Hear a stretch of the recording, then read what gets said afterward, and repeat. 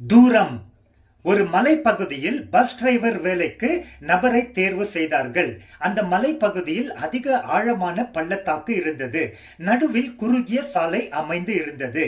இந்த ஆபத்து நிறைந்த பாதையில் பஸ் ஓட்ட வேண்டியதால் பயணிகளுடைய பாதுகாப்பை கருத்தில் வைத்து தேர்வு செய்யும் அதிகாரிகள் மிக கவனத்துடன் தேர்வு செய்ய தீர்மானித்தார்கள்.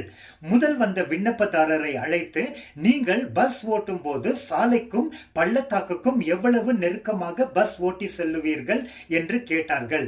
அதற்கு அந்த நபர் தான் திறமைசாலி என்று தெரிவிப்பதற்காக, நான் பள்ளத்தாக்குக்கு 3 அங்குலம் அருகில் பஸ் ஓட்டி செல்ல முடியும் என்றான். இரண்டாவது வந்த நபரை அழைத்து அதே கேள்வியை கேட்டார்கள். அவன், நான் 2 அங்குலம் அருகில் பஸ் ஓட்டுவேன் என்றான். மூன்றாவதாக வந்த நபரை பார்த்து அதே கேள்வியை கேட்டார்கள்.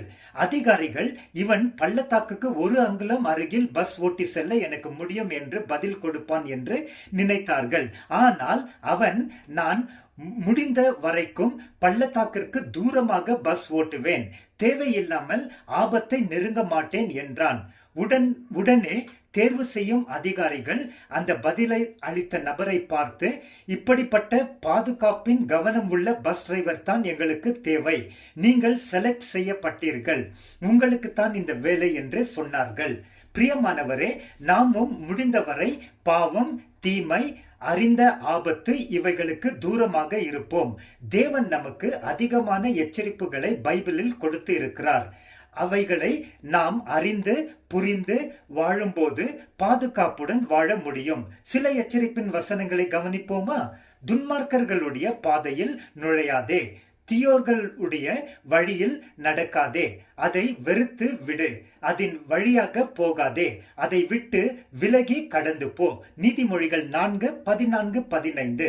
பிள்ளைகளே, எனக்கு செவி கொடுங்கள், என்னுடைய வாயின் வசனங்களை விட்டு நீங்காமல் இருங்கள். உன்னுடைய வழியை ஒழுங்கினமான பெண்ணுக்கு தூரப்படுத்து, அவளுடைய வீட்டின் வாசலுக்கு அருகில் சேராதே. நீதிமொழிகள் 5:3-7-8. வேசித்தனத்திற்கும் விக்கிரக ஆராதனைக்கும் விலகி ஓடுங்கள். 1 கொரிந்தியர் 6:18-10-14. மாறுபாடான உபதேசங்களையும் பண ஆசையையும் விட்டு விலகி இருங்கள். 1 கொரிந்தியர் 6:3-11. பிரியமானவரே, இந்த பூலோக யாத்திரையில் கவனத்துடன் ஞானத்துடன் தொடர்ந்து நாம் பயணம் செய்வதற்கு தேவன் உதவி செய்ய வல்லவராக இருக்கிறார். அவருக்கே மகிமை. ஆமென்.